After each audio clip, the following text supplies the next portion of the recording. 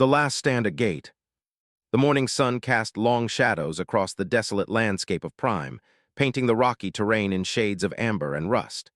Staff Sergeant stood at the edge of the observation platform, his weathered hands gripping the metal railing as he surveyed the seemingly endless expanse before him. Behind him, the massive energy gate hummed with power, its crystalline structure reaching toward the sky like a monument to galactic civilization. This gate was not just any portal. It was the primary transit hub for the entire Outer Rim territories, connecting 17 different star systems and serving as the lifeline for millions of colonists, traders, and refugees. Through this gate flowed food, medicine, technology, and hope to worlds that would otherwise be cut off from the galactic community. Had been stationed here for 3 years, and in that time, he had seen everything from diplomatic envoys to desperate families seeking new homes pass through the shimmering portal. The communication console crackled to life, pulling from his thoughts. Gate Station, this is Admiral of the Galactic Defense Fleet. We have a Priority 1 emergency situation developing. Moved quickly to the console, his military training taking over. This is Staff Sergeant, Acting Station Commander. Go ahead, Admiral. Sergeant, we have confirmed reports of a massive invasion fleet approaching your sector. Their numbers are beyond anything we've seen before. The main fleet is moving to intercept, but we're looking at a minimum of 72 hours before we can reach your position. The words hit like a physical blow. They were the galaxy's greatest nightmare, a hive-mind species that consumed everything in their path. They didn't negotiate, didn't take prisoners, and they certainly didn't show mercy. Entire star systems had been stripped bare by their relentless advance, leaving nothing but empty space where thriving civilizations once existed. "What are your orders, sir?" asked, though he already suspected the answer. There was a pause on the other end, and could almost hear the weight of command in the Admiral's voice. "Sergeant, I'm going to be direct with you. The civilian evacuation ships are currently in transit to your location. Approximately 40,000 refugees from the border systems are heading to the gate for emergency relocation. They'll arrive in approximately 18 hours. Felt his stomach tighten, and the best estimates put their advanced scouts at your location in 12 hours, with the main force arriving 6 hours after that. The mathematics were simple and terrifying. The refugees would arrive with only 6 hours to spare before the main force reached the gate. Even with perfect coordination, evacuating 40,000 people through the gate would take at least 10 hours under normal circumstances. They would be caught in the middle of the evacuation when the enemy arrived. "Sir, with respect, those numbers don't work in our favor." "I know, Sergeant. That's why I'm giving you a direct order. You are to begin immediate evacuation procedures for all station personnel. A transport will arrive within 4 hours to extract you and your team. The gate will be remotely detonated once you're clear to prevent access to the connected systems." Stared at the gate, watching the energy patterns dance across its surface. Destroying it would trap the refugees in this system, leaving them defenseless against the fleet. It would also cut off 17 star systems from crucial supply lines and potential escape routes. The strategic value of the gate was immense, but more importantly, it represented hope for millions of people across the Outer Rim. "Admiral, what about the civilian ships? What about the people already depending on this gate for supplies and evacuation routes?" "It's a difficult decision, Sergeant, but we cannot allow them to gain access to the gate network. The loss of 17 systems is preferable to the loss of the entire Outer Rim. You have your orders." The communication ended with a sharp click, leaving alone with the weight of the decision. Technically, he was bound by military protocol to follow the Admiral's orders. But as he looked out at the vast expanse of space, where thousands of desperate people were racing toward what they thought was safety, he found himself questioning everything he had been taught about duty and sacrifice. Made his way to the station's central command room, where his small team of technicians and security personnel were monitoring the gate's operations. There were only 12 people stationed on gate, a skeleton crew that had been deemed sufficient for the routine operations of the facility. Now, those 12 people represented the only defense for 40,000 civilians and the strategic value of the most important transit hub in the Outer Rim. "Listen up, everyone," called out as he entered the command center. The conversation stopped immediately, and all eyes turned to him. These people had served with him for years, and they could read the tension in his voice. "We've got a situation developing. Invasion fleet is heading our way, estimated arrival in 12 hours for the scouts, 18 hours for the main force. We've also got 40,000 refugees inbound, ETA 18 hours. The room fell silent. Everyone understood the implications immediately. Lieutenant Sarah, the station's communications officer, was the first to speak. "What are the Admiral's orders?" Hesitated for just a moment. "Immediate evacuation of all personnel. Transport arrives in 4 hours. Gate to be destroyed remotely once we're clear." "What about the refugees?" asked Corporal James Martinez, the head of station security. "They'll be trapped here when they arrive." The silence that followed was heavy with unspoken thoughts. These were good people, trained soldiers and technicians who had dedicated their lives to protecting others. The idea of abandoning 40,000 civilians went against everything they believed in. "Sir," Lieutenant said carefully, "are we following those orders?" Looked around the room at the faces of his team. These people trusted him, had followed him through countless difficult situations over the years. They deserved an honest answer, even if it might be the last order he ever gave. "I've been thinking about that," said slowly. "The Admiral's right about the strategic importance of preventing access to the gate network. But he's also condemning 40,000 innocent people to death, not to mention cutting off 17 star systems from their primary supply and evacuation route." "So what do we do?" Martinez asked. Walked to the large display showing the gate's energy readings and the approaching civilian fleet. "We have 12 hours before the scouts arrive. In that time, we can implement some defensive measures. The gate station has energy shields and defensive turrets that haven't been used in years, but they're still functional. We can also modify the gate's energy output to create a defensive barrier." "Sir," interrupted, 12 people can't hold off invasion force." "No, we can't," agreed. "But we might be able to hold them off long enough to get those refugees through the gate. Even if we can only save some of them, it's better than saving none of them." "And after that?" Martinez asked. Met his gaze directly. "After that, we follow the Admiral's orders. We destroy the gate to prevent access to the network." "Which means we'll be destroying our own escape route," pointed out. "Yes, it does." The room was quiet for a long moment as everyone processed what was proposing. They would be directly disobeying orders from Fleet Command, engaging in a hopeless battle against overwhelming odds, and almost certainly sacrificing their own lives in the process. It was military suicide, and everyone in the room knew it. Slowly, one by one, each member of the team nodded their agreement.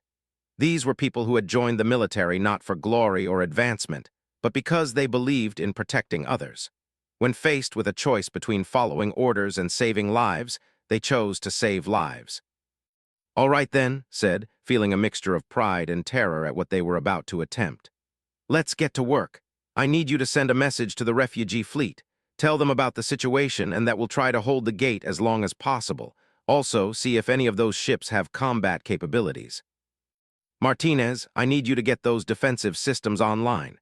Check the weapon systems, shields, and any other military hardware we have available. Also, prepare charges for critical systems in case we need to prevent capture of sensitive technology. Everyone else, we're going to modify the gate's energy matrix to create additional defensive barriers. It's going to be dangerous work, but if we can channel even a fraction of the gate's power into defensive systems, we might have a fighting chance." As his team sprang into action, found himself back at the observation platform, looking out at the stars. Somewhere out there, 40,000 people were racing toward what they hoped was safety. Behind them, an enemy force beyond imagination was closing in for the kill, and standing between them was one human and 11 companions who had decided that some things were worth dying for. The next few hours passed in a blur of activity. The station's defensive systems, which had been on standby for years, were brought online and tested. Ancient weapon batteries were calibrated and loaded. Shield generators that had never been used in combat were powered up and synchronized. The gate's massive energy collectors were modified to feed power into the defensive grid, a dangerous process that could potentially destroy the gate if done incorrectly. Worked alongside his team, his hands steady despite the magnitude of what they were attempting. He had always been a practical man, someone who focused on the job at hand rather than the broader implications. But as he watched his people prepare for what was almost certainly their final battle, he found himself thinking about the nature of duty and sacrifice. The military had taught him to follow orders, to trust in the chain of command, to believe that individual actions should always serve the greater strategic good. But standing here, preparing to defy direct orders from fleet command, he realized that sometimes the greater good required individuals to make impossible choices. As the sun set over Prime, painting the sky in brilliant shades of red and gold, received confirmation that the refugee fleet had received their message. The response was immediate and overwhelming. 3 of the civilian ships were converted cargo haulers with defensive capabilities. Another 5 had volunteer crews with military experience. Most importantly, the fleet coordinators had begun implementing emergency evacuation procedures to minimize the time needed to process refugees through the gate. "Sir," called out from the communications console, "I'm getting reports from long-range sensors. The advanced scouts are moving faster than expected. New ETA is 8 hours, not 12. Felt his stomach drop, but his voice remained steady. "And the refugees? Still 18 hours out. They can't push their engines any harder without risking catastrophic failure." The numbers had just gotten worse. Instead of having 6 hours to evacuate 40,000 people, they would now have 10 hours to do the impossible. But impossible was what humans did best, and was determined to prove that one more time. "All right, people," he announced to the station. "Change of plans. We now have 8 hours to prepare and 10 hours to hold the line. I won't lie to you, the odds have gotten worse. But I've seen humans do impossible things before, and I believe we can do it again." As night fell over Gate Station, 12 people worked with desperate efficiency to prepare for the fight of their lives. They were outnumbered and operating against direct orders. But they were human, and humans had a long history of standing their ground when retreat was not an option. Stood once more at the observation platform, watching the stars and thinking about the choice he had made. In a few hours, the most advanced military force in the galaxy would discover what happened when someone told a human that retreat was the only option. They would learn that sometimes, one person standing in the right place at the right time could change the course of history. The gate hummed behind him, its energy patterns dancing in preparation for the greatest test of its existence. And somewhere in the darkness of space, 40,000 souls raced toward a hope that 12 people had decided was worth dying for. Checked his weapon one final time and headed back to the command center. There was still work to do, and time was running out. The siege begins. The first scout ships appeared on the sensors like dark omens against the star field, their organic curves and bioluminescent markings unmistakable even at long range. Watched the display with grim fascination as the alien vessels moved with predatory grace, their formations shifting and adapting like a living organism responding to its environment. "Contact bearing 27 Mark 5, reported Technician Adams from the sensor station. 3 ships, definitely configuration. They're not approaching directly, sir. Looks like they're conducting reconnaissance." Nodded, having expected this. They were methodical in their approach to warfare. They would scout the defenses, probe for weaknesses, and then coordinate with their main force for maximum effectiveness. It was both a blessing and a curse. It gave the station more time to prepare, but it also meant the enemy would know exactly what they were up against when the real attack began. "Time to refugee fleet arrival?" asked. 7 hours, 36 minutes, responded immediately. "I've been in constant contact with the fleet coordinator. They're pushing their engines beyond safe limits, but that's the best they can do." 7.5 hours, did the math quickly in his head. The main force would arrive in approximately 6 hours, giving them roughly 90 minutes to evacuate 40,000 people once the shooting started. It was an impossible timeline, but they would make it work somehow. "Sir," Martinez called from the weapons control station, "defensive systems are fully online. All turrets are loaded and calibrated. Shield generators are at maximum capacity.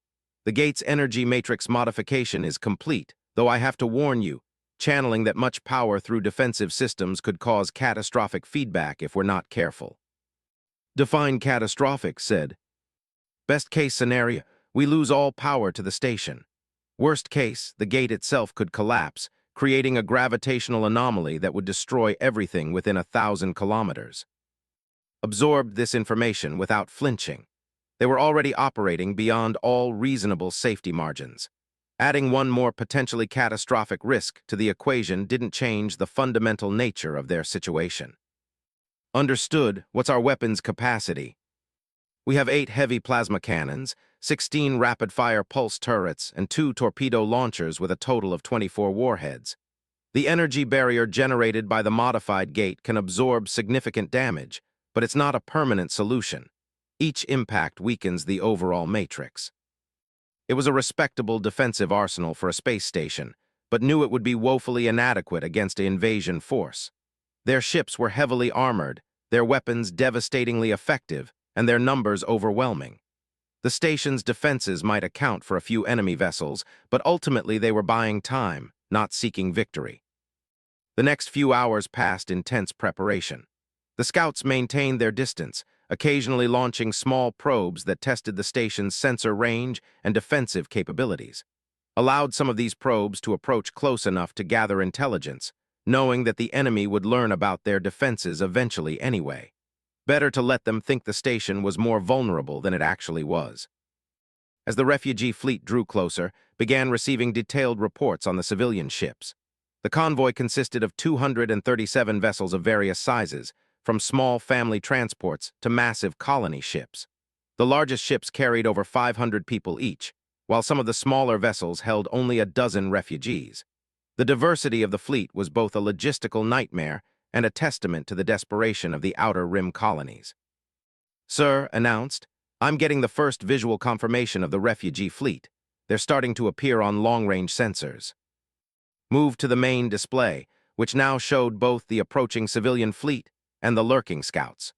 The refugees were maintaining good formation discipline despite their desperate circumstances, and felt a surge of respect for the fleet coordinators who were managing such a complex evacuation under impossible pressure. "Open a channel to the fleet coordinator," ordered. "Channel open, sir." "Refugee Fleet Coordinator, this is Gate Station. Please identify yourself and provide current status." "Gate Station, this is Captain aboard the transport ship New Hope. I'm coordinating the evacuation fleet. We have 41,216 souls aboard this convoy, including approximately 8,000 children. Our ETA to your position is 6 hours, 47 minutes. Closed his eyes briefly. They had gained nearly 1,000 more refugees since the last count. Every additional person made the evacuation more challenging, but it also made their mission more important. "Captain, I need to brief you on our current tactical situation. We have confirmed scouts in the area, with their main force expected to arrive approximately 1 hour before your fleet reaches the gate. We will do everything possible to maintain control of the gate and facilitate your evacuation, but I need you to understand that we're operating under combat conditions." There was a pause before responded, and could hear the weight of responsibility in her voice when she spoke again. "Understood, Station Commander. What do you need from us?" "First, I need you to begin immediate preparation for emergency evacuation procedures. Sort your passengers by family groups, medical needs, and transportation requirements. The faster we can move people through the gate, the more lives we can save." "Already in progress, sir. We've been organizing since we received your first message." "Second, I understand some of your vessels have defensive capabilities. I may need to call on those ships to assist with station defense." "Confirmed. We have 7 ships with combat capability, including 3 former military vessels that were converted for civilian use. Their crews have volunteered to remain behind if necessary." Felt a surge of admiration for the courage of the civilian fleet. These people had already lost their homes to the advance, yet they were willing to risk their lives to help complete strangers. "Thank you, Captain. We'll coordinate defensive assignments once you're in range. Gate Station out." As closed the channel, alarms began sounding throughout the station. The long-range sensors had detected massive energy signatures approaching from the direction of the home territories. "Sir," Adams called out, his voice tight with anxiety. "I'm reading multiple large contacts approaching at high velocity. Configuration matches battle cruisers and assault carriers. Count is..." "Jesus, sir, I'm reading over 100 ships." Moved to the sensor display, his expression grim as he studied the approaching enemy fleet. They had committed significant forces to this assault, far more than would be necessary to simply destroy a single space station. They clearly understood the strategic importance of the gate network and were determined to capture it intact. Time to arrival: 4 hours, 18 minutes at current velocity. Did the math again. The enemy would arrive 2.5 hours before the refugee fleet. They would have to hold the station against impossible odds for that entire time, then continue fighting while simultaneously evacuating 40,000 people. "All stations, this is the commander," announced over the internal communication system. "The main force has been detected. We have approximately 4 hours to final preparations. This is our last chance to review emergency procedures and make any final adjustments to our defensive plans." Over the next 4 hours, and his team worked with desperate efficiency to complete their preparations. The station's shields were brought to full power, weapon systems were armed and targeted, and emergency evacuation procedures were reviewed one final time. The gate's energy matrix hummed with barely contained power, ready to provide both transportation for the refugees and defensive capabilities for the station.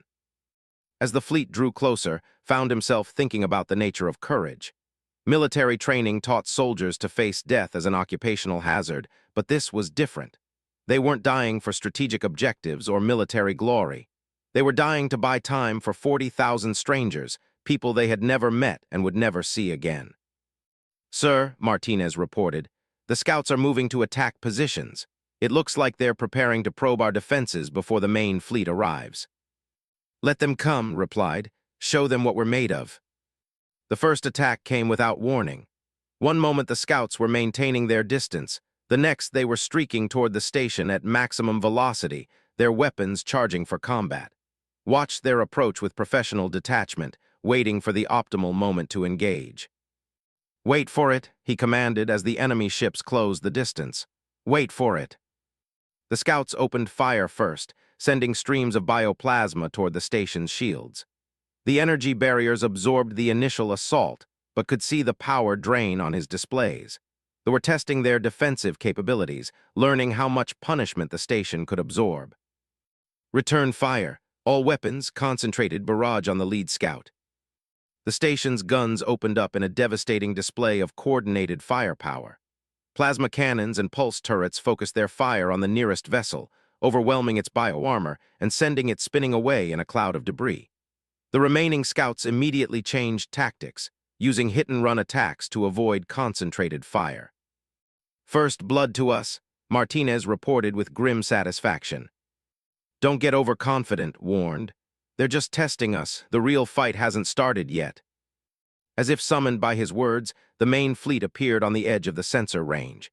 Even at maximum distance, the massive ships were clearly visible on the displays, organic leviathans bristling with weapons and carrying enough firepower to destroy entire star systems. At the center of the formation was a massive command vessel, its bioluminescent patterns pulsing with malevolent intelligence.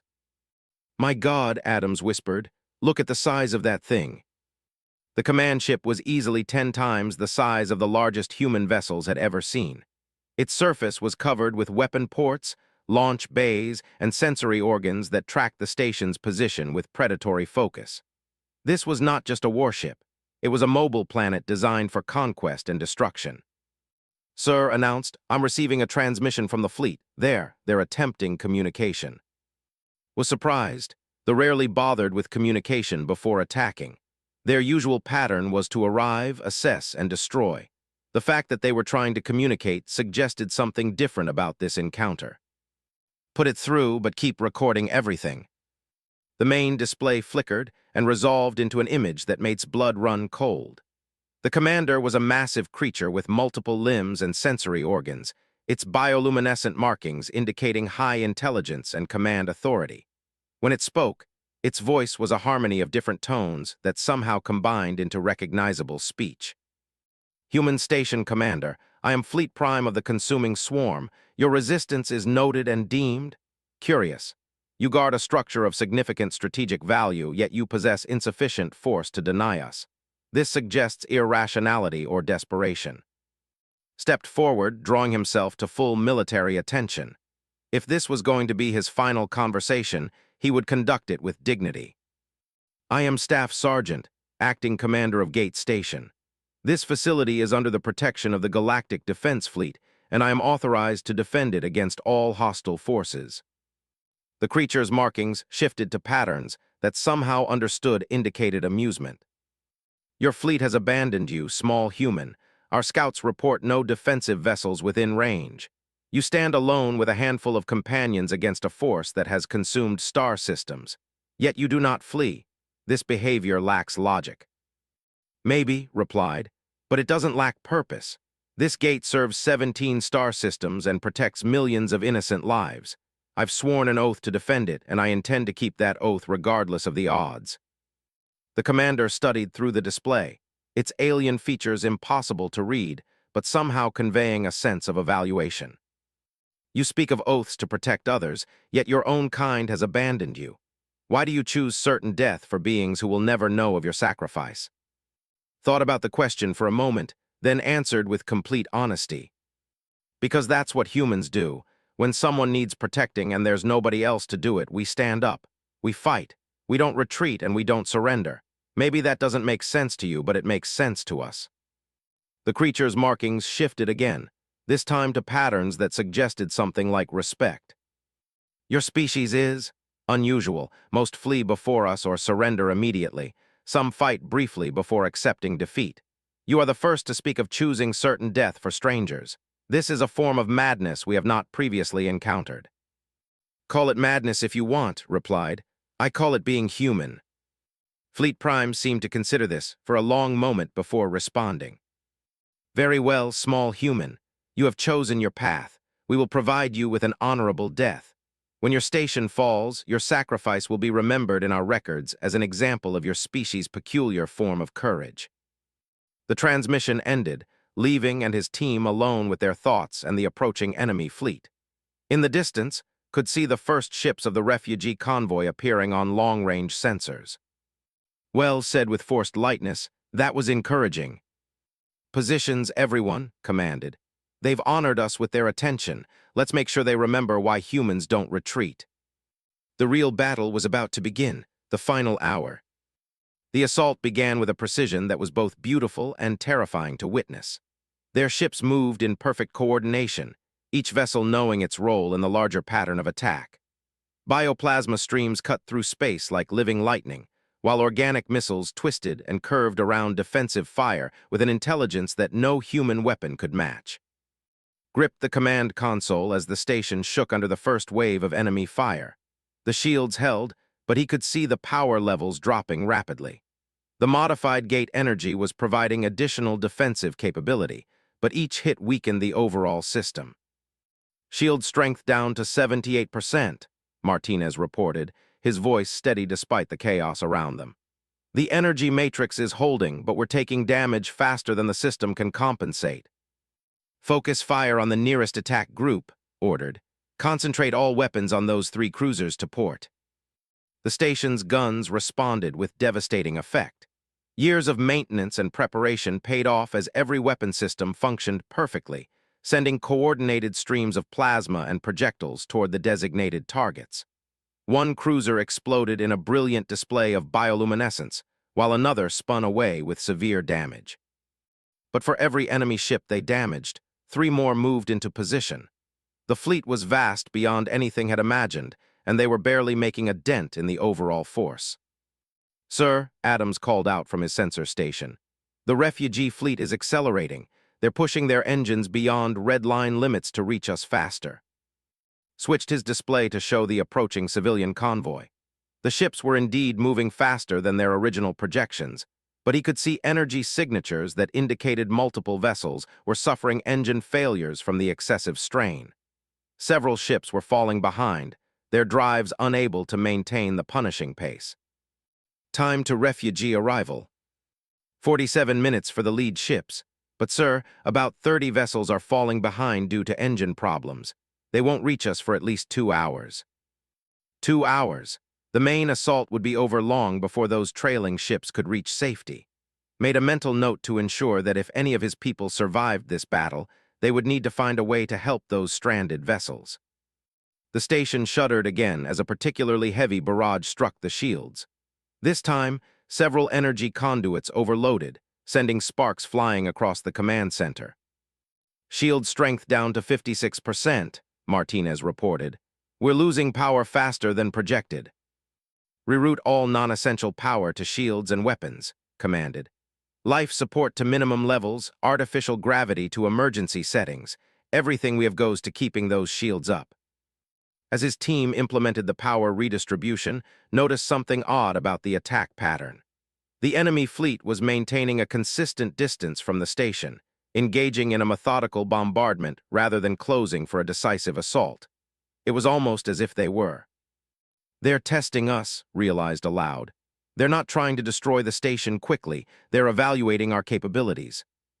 Why would they do that? Asked. Studied the enemy formation on his display. The massive command vessel remained at the center of the fleet, its bioluminescent patterns pulsing in complex rhythms. Around it, the smaller vessels moved in coordinated groups, each testing different aspects of the station's defenses. They want to capture the gate intact, concluded. They're trying to determine exactly how much force they need to overwhelm us without damaging the gate's structure. This realization changed everything. If they were trying to preserve the gate, they would be more cautious in their assault. It might buy precious additional time for the evacuation, but it also meant they would eventually launch a boarding assault rather than simply destroying the station from a distance. Martinez, prepare for boarding action. Set charges on all critical systems and prepare to initiate lockdown protocols. If they want this station, they're going to have to take it room by room. Understood, sir. The bombardment continued for another 20 minutes before the fleet pulled back to assess the damage. The station's shields were down to 31%, and several weapon systems had been damaged by feedback from the power redistributions. But they were still functional, still fighting.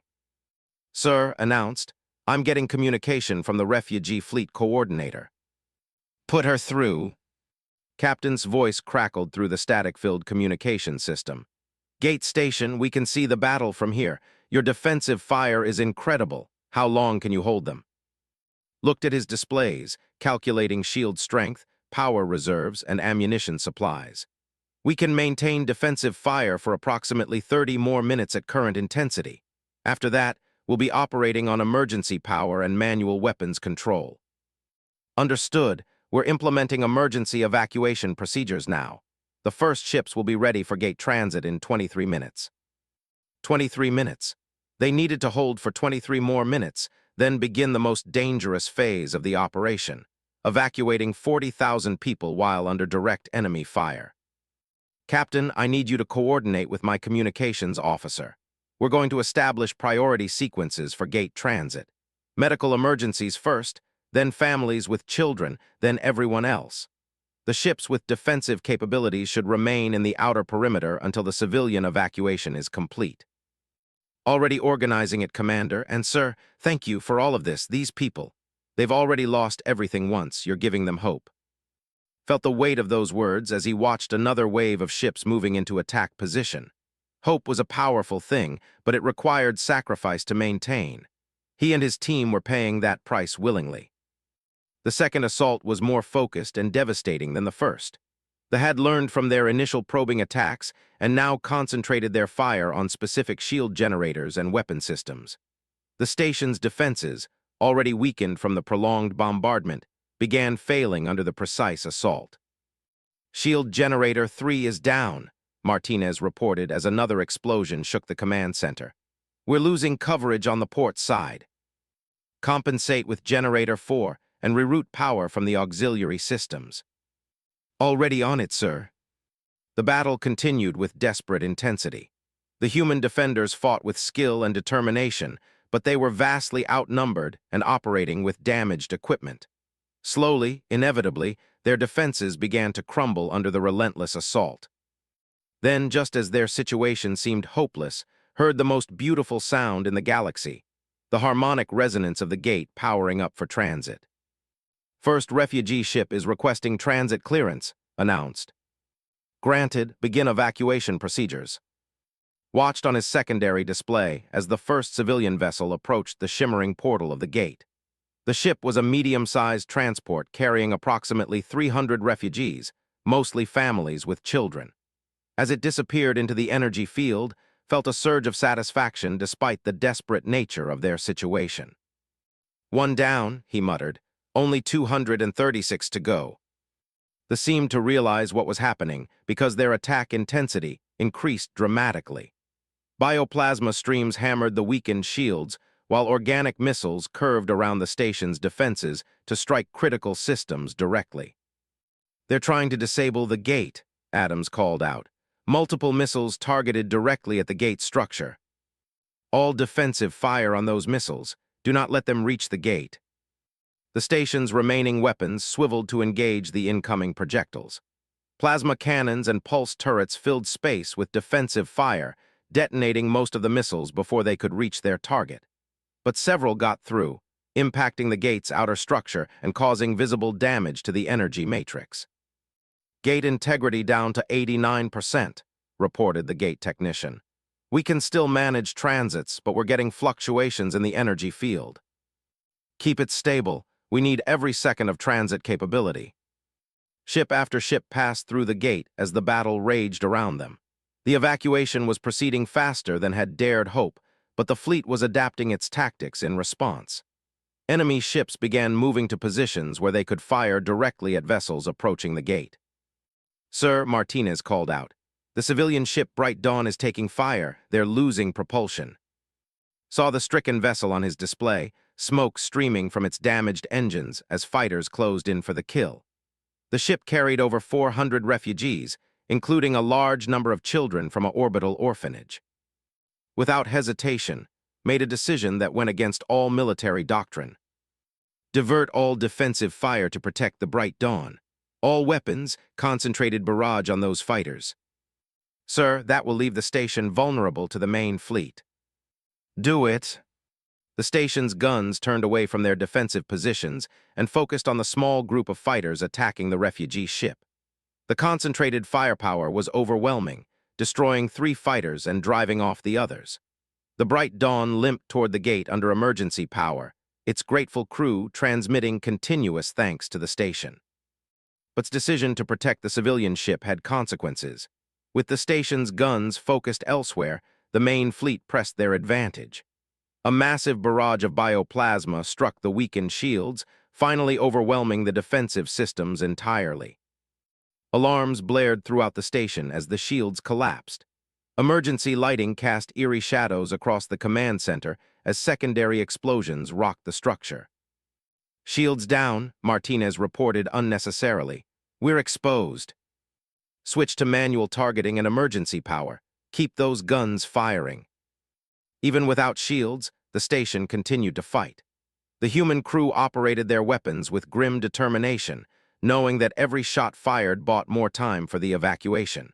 Ships that came too close to the gate found themselves under devastating fire from defenders who had nothing left to lose. "Sir," announced, "I'm getting reports from the refugee fleet. Approximately 60% of the convoy has successfully transited the gate, but the remaining ships are having trouble approaching due to increased enemy fire." Studied the tactical display. The fleet had realized they were losing the race against time and were now focusing everything on stopping the evacuation. Enemy ships formed a perimeter around the gate, creating overlapping fields of fire that made approach nearly impossible for the remaining civilian vessels. "Contact Captain.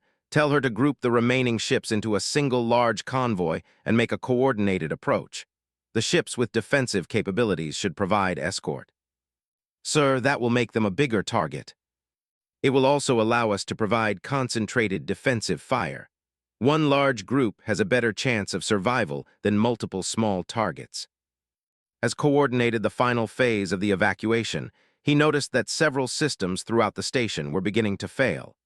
The prolonged battle had taken its toll on everything from life support to artificial gravity.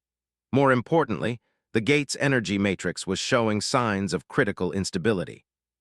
"How long before total gate failure?" asked the technician. "At current damage rates, maybe 15 minutes. But sir, we could trigger controlled collapse at any time to prevent capture."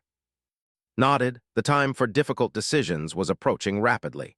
Soon he would have to choose between saving the last few refugee ships and preventing the gate from falling into enemy hands. "Final convoy is approaching," reported. 87 ships carrying approximately 12,000 people. ETA to gate is 8 minutes. 8 minutes? The gate could hold for 15 minutes at maximum, giving them a narrow window for success. But the fleet was moving into final attack positions and could see boarding shuttles launching from the larger ships. Martinez, they're preparing to board us. Set the final charges and prepare for close combat. Charges set, sir. All personnel armed and ready. As the last convoy of refugees approached the gate, the battle reached its climax. Fighters swarmed around the civilian ships while the station's guns blazed in desperate defense. Explosions lit up space as ships from both sides were destroyed in the furious combat. Watch the display with intense concentration, calling out targeting priorities and coordinating defensive fire. One by one, the refugee ships reached the gate and disappeared into safety. 70 ships, 50 ships, 30 ships. Then disaster struck. An assault carrier managed to position itself directly between the remaining refugee ships and the gate. The massive vessel's weapons created an impassable barrier that the civilian ships could not cross. Sir said quietly, the remaining ships can't get through. They're trapped.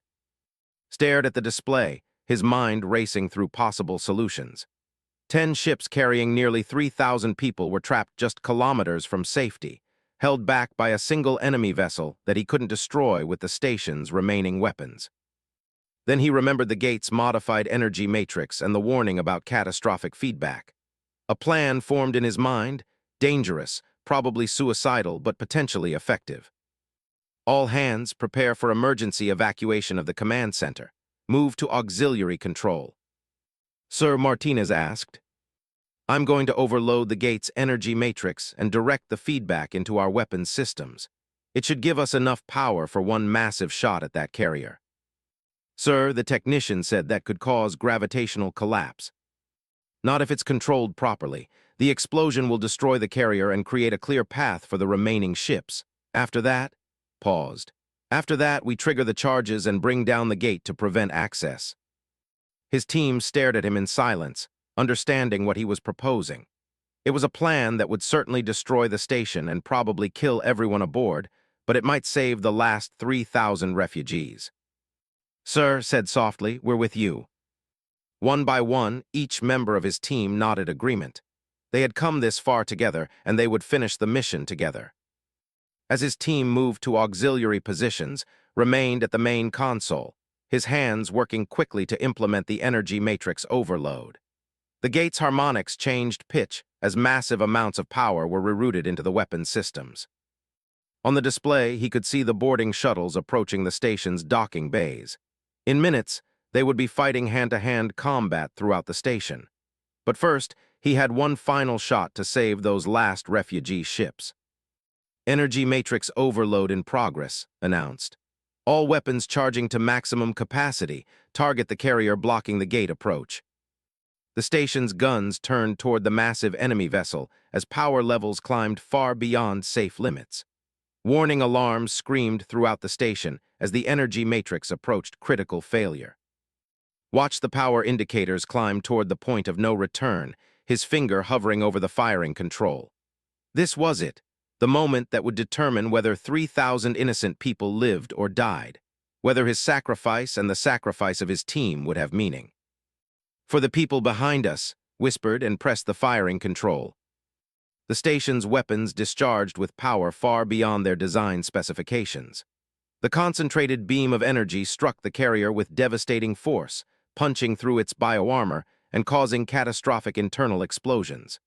The massive ship broke apart in a brilliant display of destruction, clearing the path to the gate. But the energy feedback was immediate and catastrophic. The gate's matrix began collapsing, gravitational anomalies forming around the station as space-time itself became unstable. Emergency klaxons wailed as the station began breaking apart under forces that human engineering was never meant to withstand. All refugee ships, emergency transit now, broadcast on all channels. The gate is collapsing. He watched with satisfaction as the remaining ships raced through the portal, disappearing into safety just as the gate structure began its final collapse. 3,000 more souls had made it to safety. Reached for the detonation control for the station's charges, but the gravitational anomalies made movement difficult. The command center was coming apart around him, but he could still see the tactical display showing forces trying desperately to escape the expanding gravitational field. With his last act as commander of Gate Station triggered the final charges. The explosion merged with the gravitational collapse, creating a spectacular display that could be seen from light years away. The gate, the station, and a significant portion of the invasion fleet disappeared into a swirling vortex of collapsed spacetime. But somewhere in the connected star systems, 41,000 refugees looked up at alien skis and knew they were safe. They were alive because 12 humans had decided that retreat was not an option, that some things were worth any sacrifice. In the records of the Galactic Defense Fleet, the battle would be listed as a tactical victory achieved at terrible cost. But in the memories of those who survived, it would be remembered as the day they learned what humans meant when they said they would guard the gate. No retreat had been allowed. No retreat had been necessary. The human spirit had proved, once again, that standing in the right place at the right time could change the fate of thousands. The gate was gone, but the people it had saved would carry the memory of that sacrifice across the stars, ensuring that the story of and his 11 companions would be told for generations to come.